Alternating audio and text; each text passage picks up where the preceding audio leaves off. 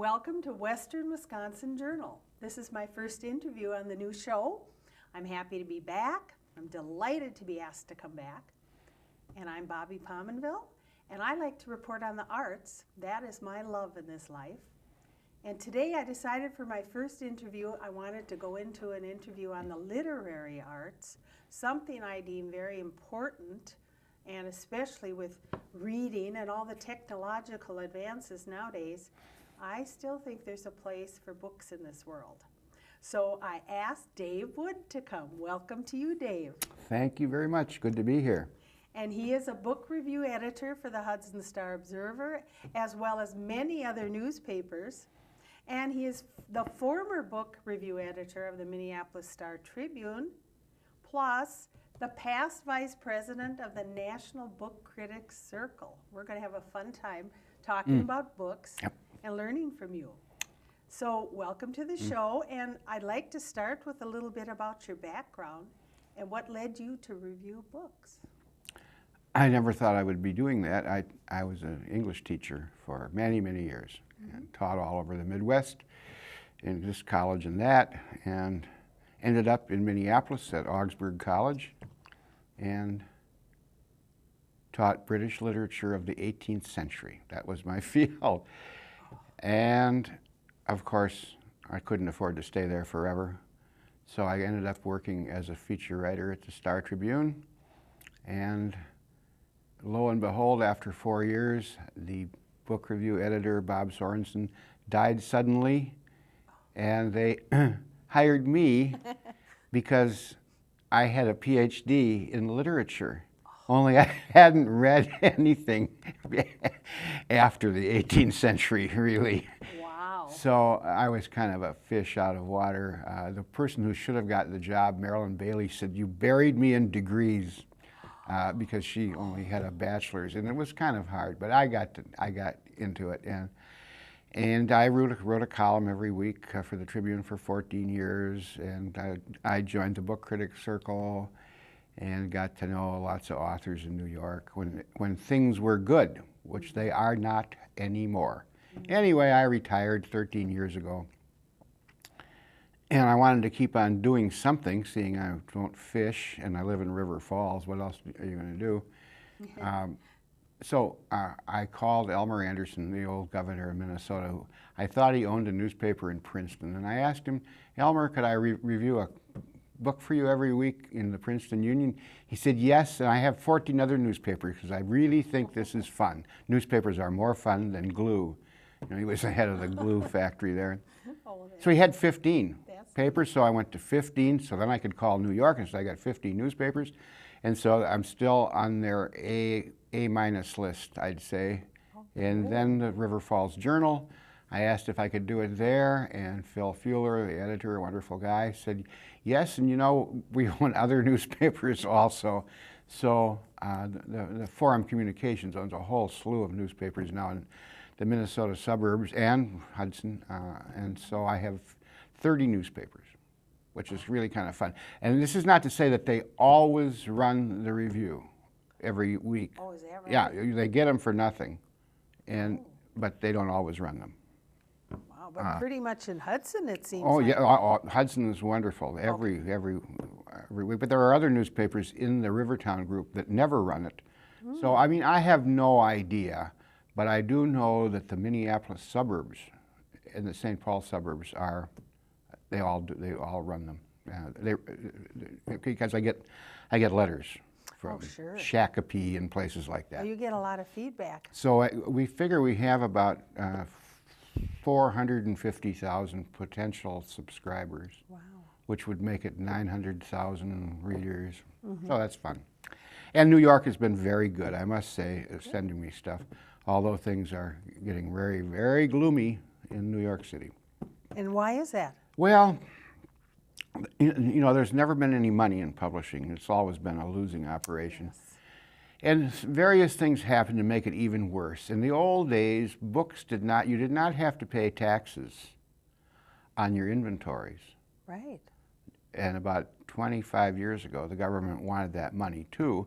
So they treat books just like nuts and bolts. If you've got, you know, so that's a bad thing, really bad. I was not aware Yeah, of that. if you don't sell the book, you pay taxes on it. And consequently, all kinds of good books, classics, from the old days, Yes. they don't reprint them anymore because they don't sell well enough.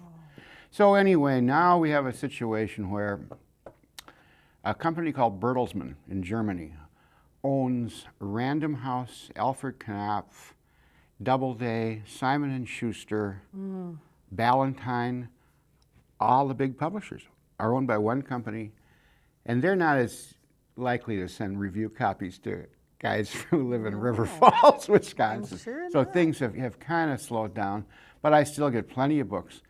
And it's come to the point where I like the books I review now because they're not necessarily popular, they're not necessarily national. We have a lot of authors right in this neighborhood, and I thought we could talk about those for a while. I'd like to do that. Yeah, I mean, I still like good books from New York, but they're few and far between. I mean, especially novels. It's gotten to the point where I can't read the modern novel.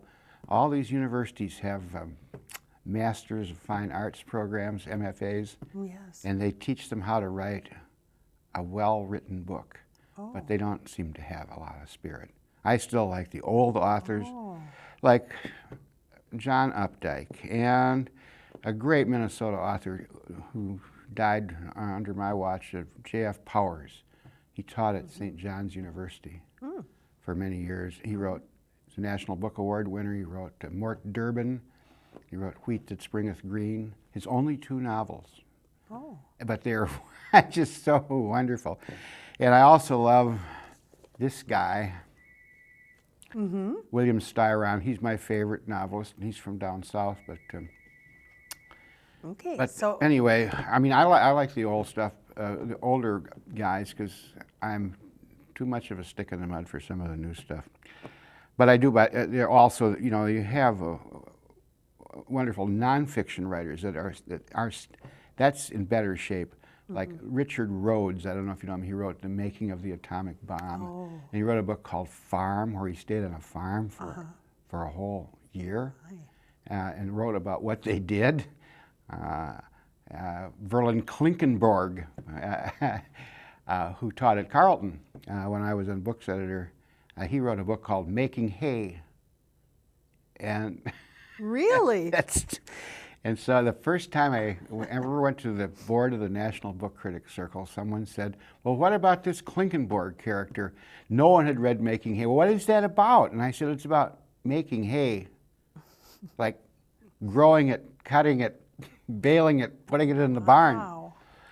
But it became a winner. It sold 150,000 copies in hardcover. But you should have Really? seen those New Yorkers. I said, a book about haying?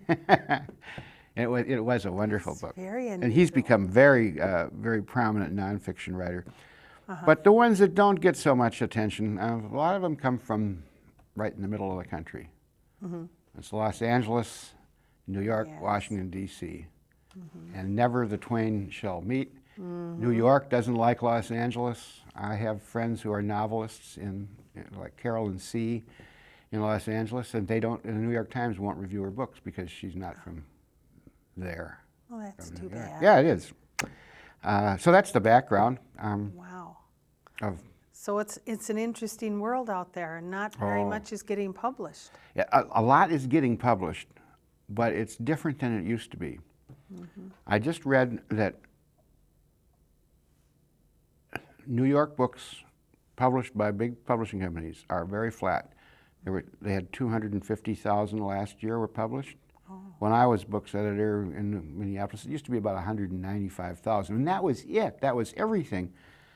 It's still 250,000 a year, but self-published books, Right. 750,000 self-published books Really. last year. I just wrote a column about that. I self-published a book years ago when I taught at Augsburg, and people thought I was nuts. And the students who hated me I had posters all over campus. The book was called Wisconsin Life Trip, and the kids would scratch out life and write ego, Wisconsin Ego Trip. Really? Anyway, I thought I was really out of it, and now that's how you get published. That's how Yeah. people publish. You either go to, you don't go to a vanity press. You know what a vanity press is? That's where you pay a lot of money. Well, that's And- what I was, and my they'll next take- question was going to and be, they'll how take- much does that cost? Oh, well, if you go to the awful ones, the ones that have been there for 50 years, the one you want to really watch out for is Vantage. That's New York. Really? We had stories in the Tribune about people who lost their houses. Because this is what they say. They'll publish anything, any kind of junk, and it will cost you $50,000, and they will design the cover. They won't edit a thing. They'll take anything and they'll put it in between covers, and they'll print 10,000 copies. Oh. And then they will write to you a year afterwards and say, we've sold 7 copies of your book. Now, do you want us to send you the 9,093 copies? Or would you like to pay storage? Oh, Here in New no. Oh, it's just awful. But that's a thing of it's becoming a thing of the past. Because all kinds of little companies have sprung up. The last book I published, I did a vanity last time.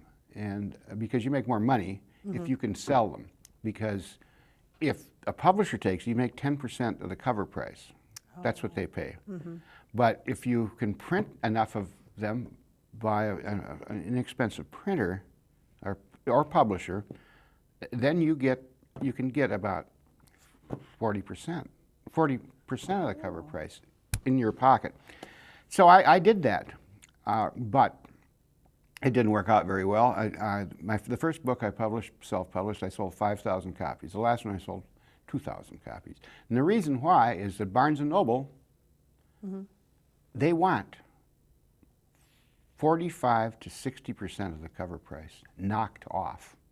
Oh. So you can't get into a Barnes & Noble. Oh. And now that these bookstores are having trouble, I kind of like it. Because they ruined every bookstore in Minneapolis, every independent. That's true. Now, Borders is going broke. I heard that. They closed 200 stores, and Barnes & Noble's in trouble. And they built these huge bookstores. I know and it. they can't sell a book because you buy them on the internet. That's right. And now a young lady in, was it Austin, Minnesota, self-published. She sells them through email, and she sold $1 million worth of books, romance novels, at 99 cents a copy. There was this big story in the Tribune about her. She's so successful that now publishers want to publish her books. And she was a kid who went through high school and stayed at home and writes romance novels. And you think, and you like her books? No, so you think- God, oh no, I don't. You don't think that's? I don't think. You wouldn't review her No, positively. I don't think so. Probably, I don't review romance novels. But obviously, there's a genre for that genre. Yeah. And people really Oh, go they for that. read. Laverl Spencer from Stillwater. I've heard that name. Yes. I have a wonderful. She's making it. I have a wonderful story about Laverl, and one of my favorite Minnesota authors, John Hassler, Oh, yes. who just died. John was invited to a school where he taught English when he was a young man. It was their centennial, and he got to ride in the parade in a convertible and wave along with Laverl Spencer, Oh. who was a graduate of the high school in this town. Oh. And so after the parade, they lined up to set up their tables with all their books, and they had signed autographs. And John, as he told it, he said Laverl had about 45 people in a row waiting for her book, and he never had no one came and bought his book. Oh, And dear. finally, after 45 minutes, Laverl had to go to the bathroom. So she went to a porta potty, and she said to John, "Watch my books." And John watched the books and think, maybe I can sell a few. Well, Laverl is gone, some of mine. Yeah. You know what happened? No. The line moved over to the porta potty and waited for her. What? Yeah, because they love her books. Oh. They're all the same. I mean, they really are. But anyway, so John Hassler tells so many funny stories about Wow. about being one up by romance novelists. Wherever he went to a book sighting, The romance novelists always beat him. Well, tell me about his books there. What is the subject matter? John? How could you draw people into that? I mean, I'm not real familiar with the name, so I just want to know what kind of stories does he write? John Hassler taught at St. John's University. Oh, right. Yeah. Graduated there. And what he writes about is Stearns County, Oh, my. about Catholicism, about St. John's. Oh, wow. Also, he writes about northern Minnesota because he taught at Bemidji State. Oh. He wrote one book, Rookery Blues, and they didn't like it much. He's a satirist. He's very, very, very good. But his books don't sell because, well, they're of limited interest. Yes. Right before he died, I was on Almanac on Channel 2, and Eric Escala said, "Who would read a book about Roman Catholics?" Really? And I looked at him like, "How about Roman Catholics? They might. How about people who are interested in big religion?" audience I'm not a there. Roman Catholic. I was brought up a Lutheran, and I became an Episcopalian. I love his books about priests. Oh, really? They're really, really good. They're very satiric. Oh. One was made into a wonderful movie with Angela Lansbury. It was A Green Journey. Really? It's about a priest in Stearns County taking a whole bunch of old ladies on a trip to Ireland.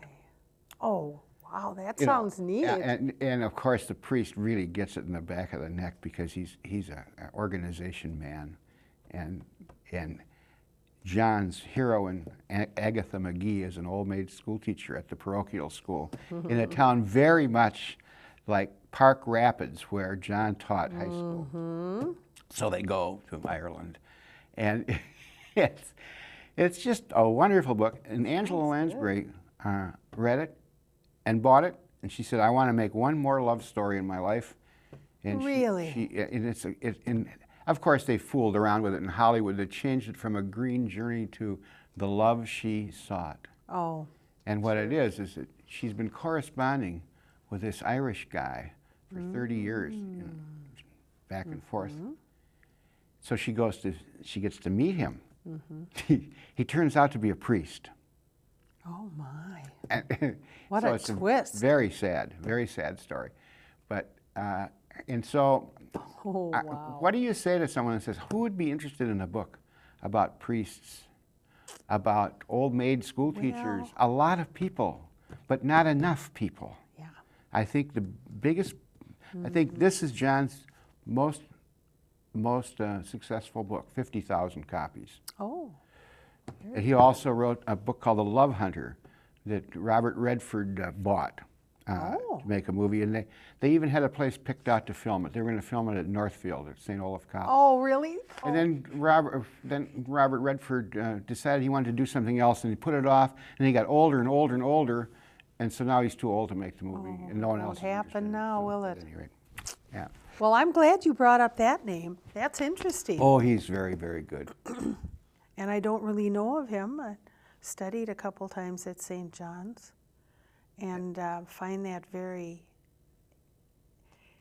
it's stimulating up there. Yes, well, There's a lot to learn. it was so funny that there were two novelists there, John Is that and right? J.F. Powers, Oh. the National Book Award winner. Oh. Yeah.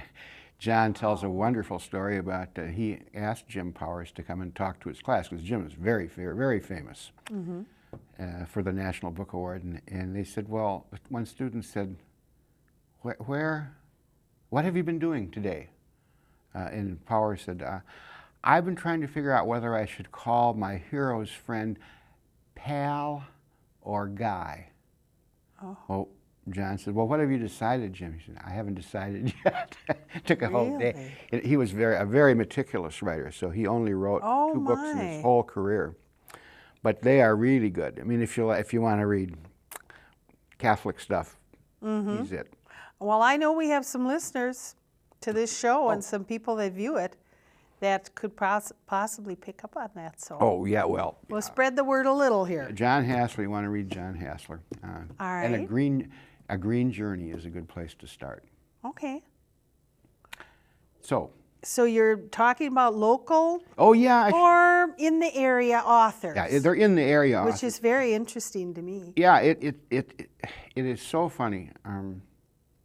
There's a drugstore in River Falls called Freeman Drugs, and it's an old-fashioned drugstore. Oh, And there's one, Leah Gavin owns it.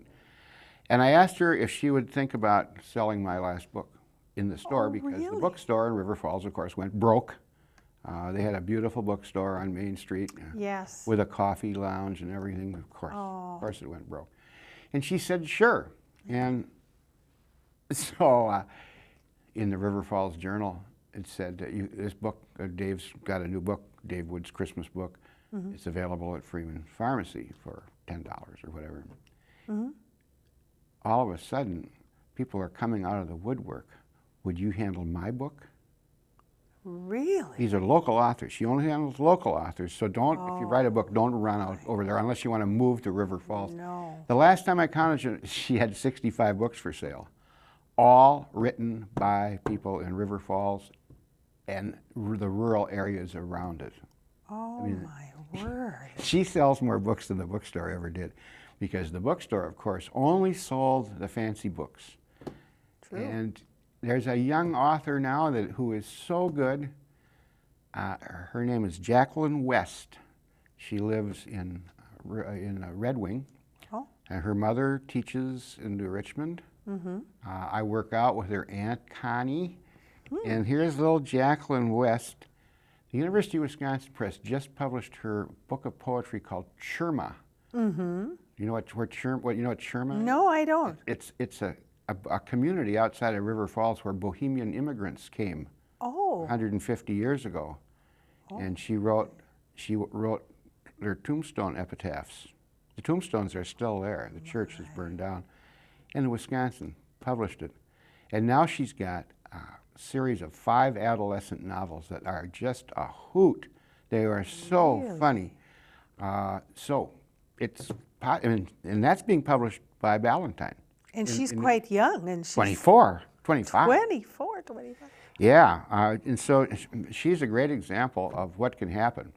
Yeah. Another good one for her. from River Falls is, Jacqueline West. yeah.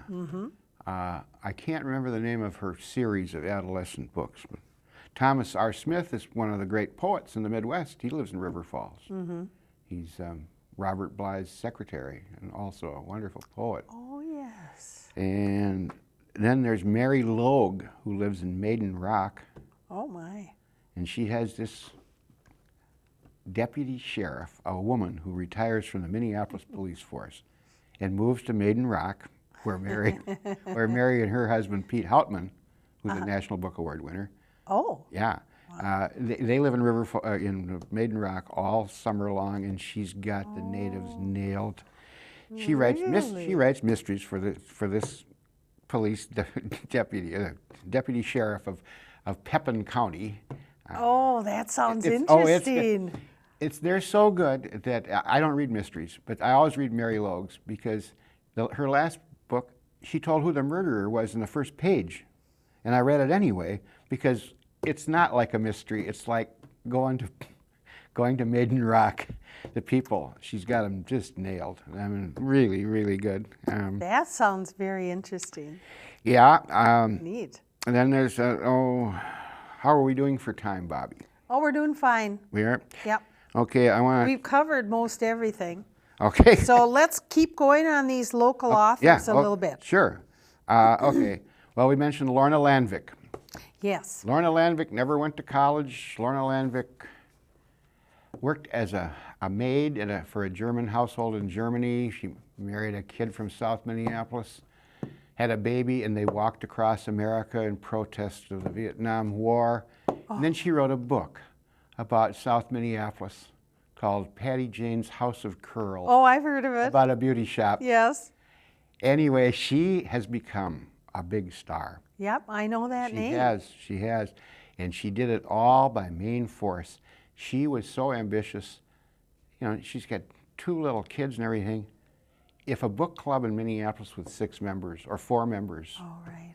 called her, she would come and talk about her book. She's If she been could all sell around the forward- area, I she- know oh, that. You know, she comes to River Falls to the university. We got her to come twice, I think. Oh. She's a great speaker. You should try- Really? Oh, Well, yes. I tried to get in touch with her one She time. just call me, and I have her address. Thank you. I really appreciate that because. She's a great actress. You know, that's what she really wanted to Oh, be. really? And she does one-woman shows at the Bryant Lake Bowl, Oh, that bowling alley on Lake Street, I didn't know where that. they have plays. Uh-huh. You can hear them bowl in the next. Well, anyway, Well, she's, whatever she's works. great. She's great. She's really, really. Yeah, very that good. name I'm very familiar with. Then lot how of about women Bill like her. Holm, who just died? Bill Holm. He's the Icelandic poet from Minnesota, Oh, Minnesota. Uh-huh. He writes the most wonderful nonfiction books. Oh. You see him on, you'll see him on television for years now. He's this big 6'8" guy with a red face and a big white beard. Oh, yeah. He died last year, had a heart attack. But he writes about small town Minnesota. Uh-huh. Like, so good. Interesting. So good. And then there is Ben Logan from the Kickapoo Valley. I think he's from Elroy or somewhere. He wrote 2 books. And I think maybe Ben is dead now. But if you want to read about growing up in the 30s on a hard scrabble farm Ooh. in the Kickapoo Valley, read The Land Remembers. This is a wonderful, wonderful evocation of what life used to be like. Not all happy, but No, those are tough years. oh yeah. And then another guy I really like. He writes too many books. His name is Jerry Apps. APPS. Uh-huh. He's a professor, retired professor at the University of Wisconsin-Madison, and he has been a county agent, and he's all the ag profs at River Falls know him. He's written about 17 books, some nonfiction about farming, and now he's turned to novels. And he has this county agent who's the hero. Oh, And my. the last one is about cranberry farming, and the one before that is about. One year, Jerry Apps ran a pickle factory where they collected cucumbers. You know, the farmers Yeah. would bring in. He wrote a murder mystery in which, Around that. yeah, my they drowned the Baptist preacher in a big vat of pickles, along with his Sounds along kinda with clever, his girlfriend, actually. along with the preacher's girlfriend. Oh, no. So I love Jerry Apps. Interesting. Yeah. And then there's another guy who taught at Stevens Point, where I used to teach at the university there, Larry Watson. He teaches at Marquette now. And he writes about Montana. And his big book is Montana 1948. That is wonderful. A wonderful mystery novel that is of high literary quality as well. Wonderful. Yeah, he's great. And then a guy I got to know, very strangely, Samuel Hines. Did you ever watch The War, that 8-part series on World War II? Oh, yeah. He was the main narrator. Oh, He was a my. Navy pilot. Anyway, he grew up in South Minneapolis, very poor, and became a very famous Edwardian scholar. He was the head of the English department at Princeton. Oh, And he's written his autobiography about his mother dies when he's 2 years old, and his dad can't get work because it's the Depression, so they put him on a farm in northern Minnesota where people are very nice to him. And he finally gets to, the father remarries, and they move to Minneapolis. It's just a great book. And now, this is fun, about why you should read. He's written, these boring books about Edwardian England, you know. oh, That's why he became a full professor at Princeton. right. Well, now he's retired. Now he's writing stuff he likes. He wrote a book about being a recruit in the Naval Air Force called Flights of Passage. Now he's writing a book about the Lafayette Escadrille, the World War I fighter pilots that came from America to help France try to win the war. He's an incredibly interesting writer, and his book about growing up on the farm and then in Minneapolis is called The Growing Seasons. Okay. And it made me so angry when they didn't win the Minnesota Book Award, because he's from Minnesota. It was too good, I think, for them to figure out. The Department of Education in Minnesota, they decide who wins the Minnesota Book Awards. And they don't always make the right decision, especially in this case. New York Times said it was just one of the best autobiographies they'd ever read. And here he is from Minneapolis, and he doesn't even make the finals. Oh, that's a shame. Yeah, it is a shame. So, at any rate, Wow. That's a lot of good literature you're talking about. yeah, and these people have written many, many books. People I've not all of them, but Thomas R. Smith, maybe his best book is a book of poetry called Horse of Earth. And Mary Logue's written so many of these maiden rock books I can't remember. Right. There's one called Point No Point, about a point in the St. Croix River where some body washes up. Oh, that's interesting. And I like mysteries too. Oh yeah, well you'll like her. She comes to River Falls. The library at River Falls. This is fun. You mentioned like we should encourage reading. Yes, I want to talk. Yeah. I want to end up our session here about the importance of reading today, and to encourage. That's when I moved to River Falls. They had just built their fabulous library there. Yes. It cost $4.5 million. It's beautiful. It's a beautiful place. Everyone complained about it. Well, no one will ever use that library. No one uses it, the little one. How will they use this huge thing? And if they want a book, they can go over to the university and check one out there. Yeah. Well, within 2 years, you can't find parking at that library, even in the middle of the week. It's just amazing what Nancy Miller, the head librarian, she brings in a fairly prominent author at least twice a month, and gets people like Lorna Landvik and Mary Logue, and then the guy, I forget his name, Michael Perry. Oh. He's the guy who wrote Population 436. It's a story of his hometown, New Auburn, Wisconsin. Oh, really? Which is population 436. Indeed. He has become a cult figure now, but he comes every year. When he has a new book, he comes every year and reads, and it's a lot of fun. So, we should be reading. And now that Hudson has a brand new library, and you know, there was a lot of opposition, of course. Oh, of course. I've been pro-library for my whole life because I know how much reading has meant to me. And I can't imagine children today, you know, not getting the opportunity to read books. And I do know that a lot of children aren't interested. So that is part of the battle. Oh, yes.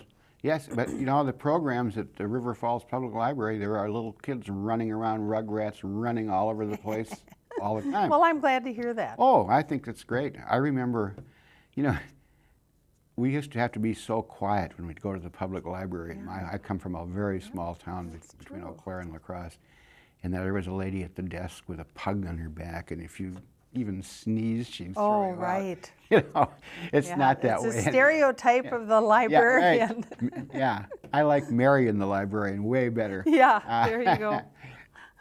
Well, anyway, I think you and I both know the value of it, and I do hope we can encourage people to read books, enjoy books, go to your libraries. And I think you've just done a wonderful job promoting literature here today. Oh, good. And I've learned so much about authors and books, and if anybody has questions, they can call me here at the studio. I'll be happy to try to answer, or I'll refer back to Dave. Sure. So I do want to thank you, Dave, for coming today. It's been a joy. It's a delight. And I want to thank you so much for watching the show today. I hope you enjoyed learning about literature.